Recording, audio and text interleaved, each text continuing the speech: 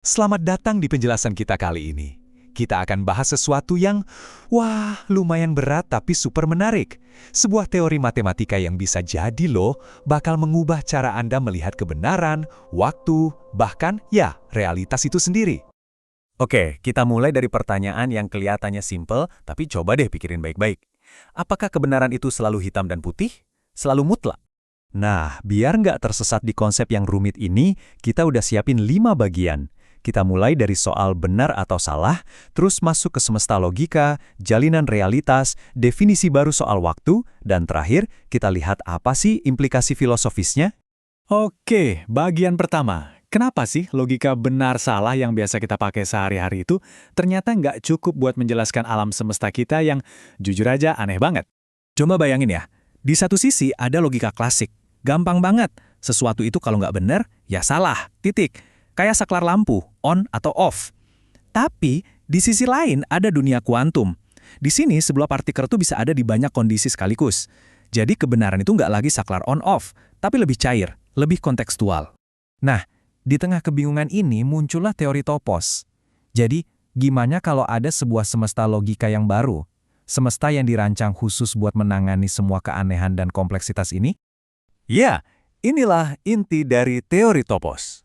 Bayangin aja sebuah dunia matematika yang punya aturan mainnya sendiri. Dunia ini lengkap, konsisten, dan punya logika internalnya sendiri. Properti pertamanya, struktur topos itu lengkap. Maksudnya, di dalam dunia ini semuanya pas. Kamu bisa melakukan operasi matematika, konstruksi, dan semuanya nyambung dengan sempurna. Nggak ada yang aneh, nggak ada yang kurang. Yang kedua ini nih yang bikin makin seru. Semesta topos ini bisa bercermin.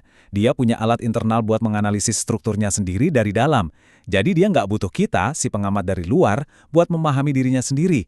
Dan yang ketiga, setiap topos itu punya semacam penentu kebenarannya sendiri.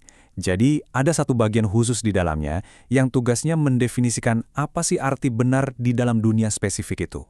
Oke, jadi kita udah kenalan sama topos. Sekarang mari kita bongkar isinya. Apa aja sih blok-blok pembangun yang bisa menciptakan gambaran realitas yang benar-benar baru ini? Aturan main pertama dan paling fundamental di sini, urutan itu penting. Kalau di matematika biasa kan, 2 tambah 3 sama dengan 3 tambah 2. Di sini nggak gitu. Bayangin gini deh, pakai kaos kaki dulu baru sepatu, hasilnya beda kan sama pakai sepatu dulu baru kaos kaki?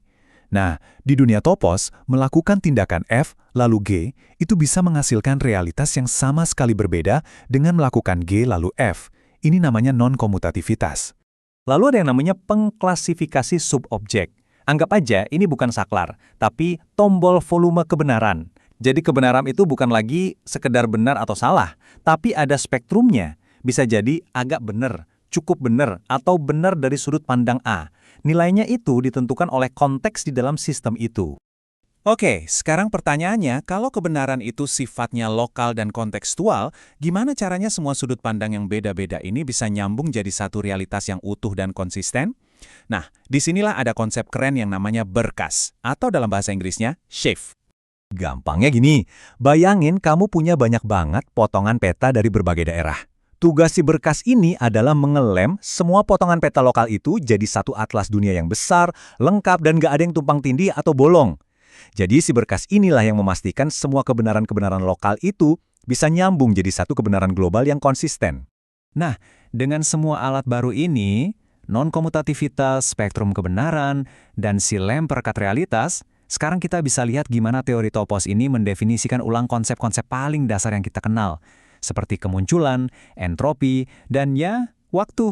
Kita mulai dari kemunculan atau emergence. Tahu kan, fenomena di mana hal-hal kompleks kayak kehidupan atau kesadaran bisa muncul dari interaksi yang lebih simpel. Menurut teori ini, itu bukan kebetulan.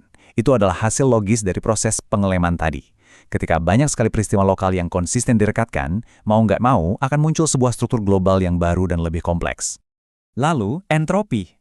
Biasanya kita mikir entropi itu sama dengan kekacauan, kerusakan, ya kan? Tapi di sini pandangannya beda banget. Entropi itu justru berarti perluasan ruang kemungkinan. Jadi, alam semesta ini bukan bergerak menuju kekacauan, tapi justru menuju kebebasan yang lebih besar, membuka lebih banyak potensi dan jalan untuk masa depan. Dan terakhir, waktu. Dari mana datangnya waktu? Ternyata dari aturan non-komutativitas yang kita bahas tadi. Karena urutan itu penting, karena melakukan A lalu B itu menciptakan realitas yang berbeda dari B lalu A, maka terciptalah arah, terciptalah panah waktu. Tanpa aturan ini, nggak akan ada yang namanya sebelum dan sesudah. Alam semesta bakal diam, statis. Oke, tarik napas dulu. Setelah semua konsep matematika yang lumayan bikin pusing ini, sekarang kita naik ke puncak gunungnya. Mari kita lihat apa sih implikasi filosofis dari semua ini. Apa artinya ini semua buat cara kita memandang dunia? Ini benar-benar sebuah pergeseran paradigma. Kebenaran itu ternyata bukan sesuatu di luar sana, tapi ada di dalam sistem itu sendiri. Kemunculan hal-hal kompleks itu bukan kebetulan, tapi konsekuensi logis. Entropi bukan kekacauan, tapi justru pertumbuhan kemungkinan. Dan keteraturan itu bukan lawan dari entropi, tapi cuma sebuah batasan di dalamnya. Semua jadi terbalik. Kalau ada satu hal yang perlu Anda ingat dari semua ini dia. Kebenaran bukanlah sesuatu yang absolut dan eksternal, tetapi internal terhadap struktur keterjeratan. Jadi, apa yang kita sebut benar, itu sebenarnya ditentukan oleh jaring-jaring hubungan yang membentuk sistem itu sendiri. Dan pemahaman ini membawa kita ke sebuah persimpangan filosofis yang sangat menarik. Ada dua jalan. Jalan pertama adalah Tokos kuantum, yang bilang kalau realitas ini sebenarnya terdiri dari banyak banget semesta logika yang berbeda-beda, masing-masing dengan kebenarannya sendiri, semacam multiverse logika. Tapi ada jalan kedua, yaitu Topos tauhid. Jalan ini mencoba mencari satu prinsip tunggal, satu identitas absolut yang jadi sumber kebenaran tertinggi bagi semua realitas. Ini membawa kita ke pertanyaan penutup, sebuah pertanyaan untuk Anda renungkan. Kalau memang benar realitas ini punya logikanya sendiri yang begitu raki dan konsisten, pertanyaannya adalah, siapa atau apa sang ahli logikanya?